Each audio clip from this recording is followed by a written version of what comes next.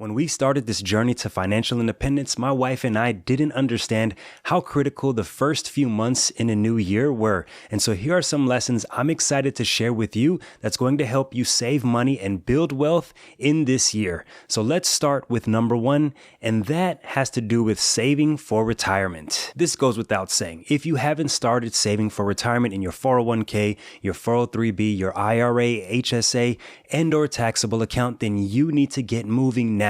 You can actually contribute the max into your Roth IRA now and get that knocked out, or you can dollar cost average what you want to contribute. In 2024, the maximum contribution to your Roth IRA, traditional IRA, is $7,000 or $8,000 for people over the age of 50. So that's going to be either $584 per month or $667 per month. In an upcoming video, I'm going to make sure to cover the details of all your other savings retirement accounts. So make sure you subscribe so you don't miss that video. So what are the best type of assets to invest in your IRAs, your HSAs, your 401ks? Personally, I like low-cost broad-based index funds, a U.S. total market index fund, but the S&P 500 is equally fine, and depending on your age, you might want to consider having a bond index fund, or if you're just completely interested in getting some more diversification, you can get a real estate index fund that will give you a little bit more variety in your investment portfolio. And if you're not as risk adverse as I am, you can look into emerging markets or cryptocurrencies. I could see folks allocating up to 5% of, whatever they invest per month into those more volatile asset classes. But I personally like low-cost broad-based index funds, especially because they're low-cost and majority of the time will do better long-term than the actively managed funds that try to outperform them and often fail due. If the numbers work out, try to save and invest at least 30% of your income in retirement accounts and taxable accounts. First, max out those tax-advantaged accounts. Like I said, more on that in a future video, so be sure to subscribe, and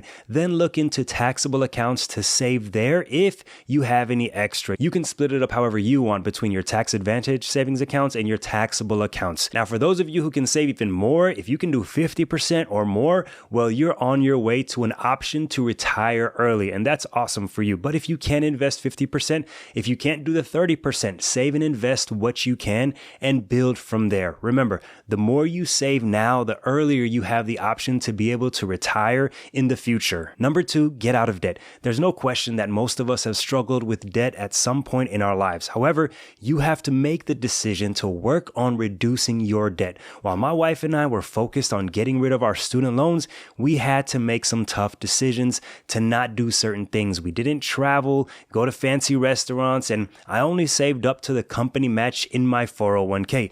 The rest of our income was dedicated to rent, living expenses, and yes, debt. And this worked out really well for us. And I encourage you to do the same, or at least consider it. You need to understand that the interest on your loans is killing your future wealth.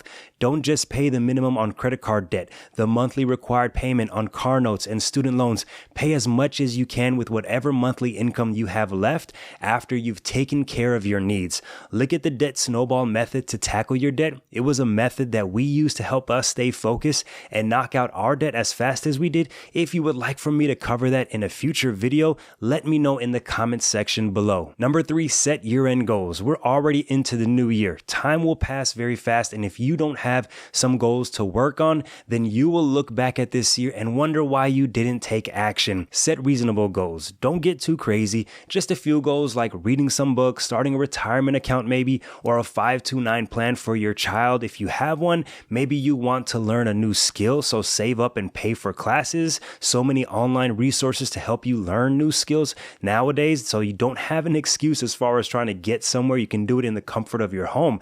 Don't let this year pass without you doing anything exciting. Your life is too important to lounge around and sulk on the couch every day. Number four, read one personal finance book. I think everyone serious about becoming financially independent should read J.L. Collins' Simple Path to Wealth. I've already read it once and I plan to read it again this year. This was a really great introduction into the world of financial independence. I personally keep reading as much as possible, whether it's other whether blogs, books, or ESPN articles, I try to keep my mind fresh with new ideas and information. Even if it's Audible books, that's fine too. You aren't going to better yourself watching reruns of Game of Thrones and Friends or whatever other shows are trending on Netflix, Amazon Prime. You've got to read. And I think one of the genre of books that we can all benefit from is personal finance. Investing and saving can be boring, I know, but a lot of books nowadays that are out are actually exciting to read and worth your time. So please consider reading one personal finance book, even if it's 5 pages a day, 10 pages a day.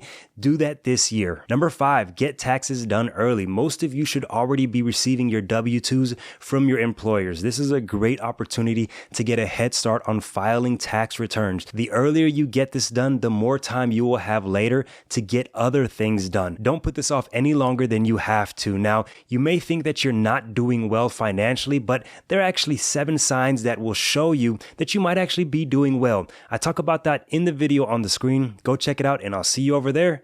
Peace.